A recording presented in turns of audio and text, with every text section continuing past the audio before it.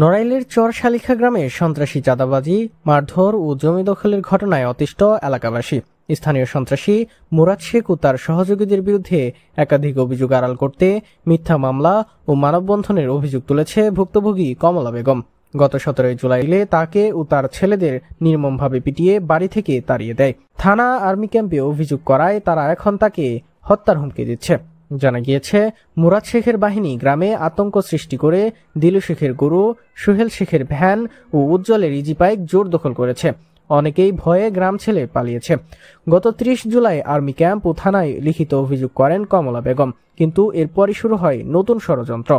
কমলা বেগম বলেন, তার নানি সিয়ারুন্নেসা ও আত্মীয়দের জোর করে মিথ্যা বক্তব্য নিয়েছে মুরাদ। 2015 সালে নানি তার নামে জমি লিখে দিয়েছেন। এখন তাকে পরকিয়া ও জমি দখলের মিথ্যা অপবাদ দিয়ে বাড়ি থেকে উচ্ছেদ করতে চায়। মুরাদ শেখের ভয়ে কেউ সত্য বলতে পারছে না, যারা প্রতিবাদ করছে তাদের বাড়িতেই হামলা হচ্ছে। কমলা বেগম এখন প্রধানমন্ত্রীর উপদেষ্টা ও স্বরাষ্ট্র মন্ত্রণালয়ের কাছে জরুরি হস্তক্ষেপ চেয়েছেন। প্রশ্ন, স্থানীয় প্রশাসনের নিষ্ক্রিয়তা কি সন্ত্রাসীদেরই সুযোগ করে দিচ্ছে? নড়াইল সদর থানার ওসি জানায়, অভিযোগ গভীরভাবে তদন্ত করা হচ্ছে। দোষীদের বিরুদ্ধে কঠোর ব্যবস্থা নেওয়া হবে। নিরাপত্তা ও ন্যায়ের আশ্বাস চেয়ে আর্তনাদ চরশালিখার নিপীড়িত মানুষ। আজই পদক্ষেপ চাইছে স্থানীয় জনতা।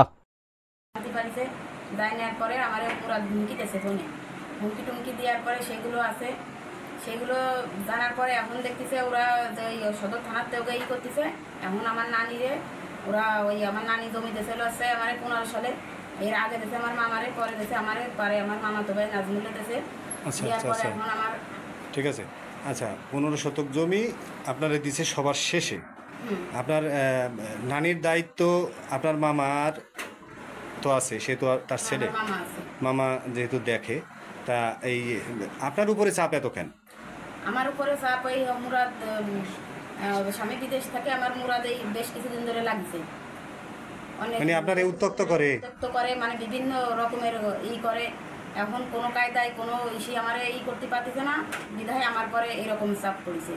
আর এখন সে অবস্থায় আমি যে বাড়িতে চলে আসলাম, আমি মেডিকেলে ডাক্তার দেখাইছি, আমার মারছে, তার যে আমার গার যে মারির যে চিহ্ন এগুলো সব আছে, ডাক্তারের রিপোর্ট আছে, সব কিছু আছে। তারপরও আমার ফোন দিয়ে ও ফোনে হুমকি দিচ্ছে, গালিগালাজ করতেছে, করতেছে। তারপরে এখন না পাইরে এখন যে করছে, ওই মানববন্ধন করেছে তাকে নিয়ে। সেই লোক আমার পাড়ার কোনো লোক না, সমস্ত মুরাদের লোক, মুরাদের ওই পাড়ার লোক, আমার পাশের কোনো লোক নাই ওর ভিতরে, সব আছে মুরাদের ওই পাড়ার লোক। তা ও মানববন্ধন করেছে, এগুলো যে বলতেছে যে মিথ্যা, এগুলো বলতেছে। এখন শুধু মানে বাঁচার জন্যই মিথ্যা আশ্রয় নিছে। আর আমার নানিরে আর আমার মামারে এখন ব্যবহার করতেছে যে মানে আমার নানিরও হুমকিতে নিয়ে আসে, মামারও হুমকি দিয়েছে। ওরা হুমকির শিকার, সেই অবস্থায় ওরা এসে ওই ক্যামেরার সামনে দাঁড়াইছে। তাছাড়া ওরা কোনো কায়দায় ক্যামেরার সামনে এসে দাঁড়াতে পারেনি। এছাড়া আমার কোনো লোক ওই জায়গা নেই, সব হচ্ছে মুরাদের লোক। নিয়ে এই কথাটা বলছে, আমার শাওড়ি মারা গেছে অনেকদিন মারা গেছে। আমার যখন বিয়ে হয়েছে তখন আমার ওই দেবররা ছোট ছোট বলতে একবারে ওই আমার ছোট দেবরটা আছে আমরাটে। আর ওই যে দেবর কথা বলতেছে তারিকুল, সে হচ্ছে মানে ফ্যান করে, কিন্তু স্কুলে যাই, এই প্রাইমারিতে ক্লাস 2তে পড়ে। তখন একটু আমি তাই ওকে লালন পালন করেছি, খাওয়াইছি, নাওয়াইছি। আর এই পর্যন্ত কিন্তু আমি খালি ওকে মানে ভাবি বললে ভুল হবে, মার মতো আমি ওকে করেছি, মার মতো করতেছি। আমার শাওড়ি মার তারপরে মরে গেছে। তারপরে আমার দেওয়ারকে যত সমস্যা, যত এই কোনো কিছু বলি, সমস্ত দেখাশোনা আমি ছাড়াও আমার আরও যারা আছে তারা করে। আমি একটু বেশি করি, কারণ যে ওই আমার ছোটো দেওয়ারটাও মানে ওকে পরে মায়া লাগে। আমার ছেলেমেয়ের মতো আমার শাওড়ি আমার হাতের পরে মরেছিল, যখন মরেছে অন্য কেউ ছিল না, আমি একাই ছিলাম।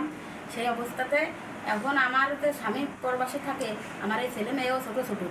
এখন আমার এই যে যত এই যে কোনো কিছু বলি, তারপরে যত দৌড়োদৌড়ি, যত ইটি সমস্ত এই আমার ওই ওরাই দেখাশোনা করে, ইটি করে, তারাই আছে।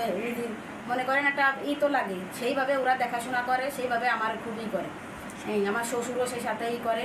তা এখন ওরা এখন আমার যে মারার পরে করতেছে যে আমি যে অভিযোগটা দিছি, ওরা জিততে পারবে না বিদায় এখন ওরা ঠকে যাচ্ছে। এখন আমার যে সম্মান নিয়ে ওরা এটা টানাটানি করতেছে, যাতে করে আমি মুখ না দেখাতে পারি। আমার যাতে এই সবচেয়ে একটা নারীর সবচেয়ে সম্পদ আছে তার সম্মান, আর সেই সম্মান যে নিয়ে যখন টানাটানি করে তখন তো তার কোনো জব থাকে না।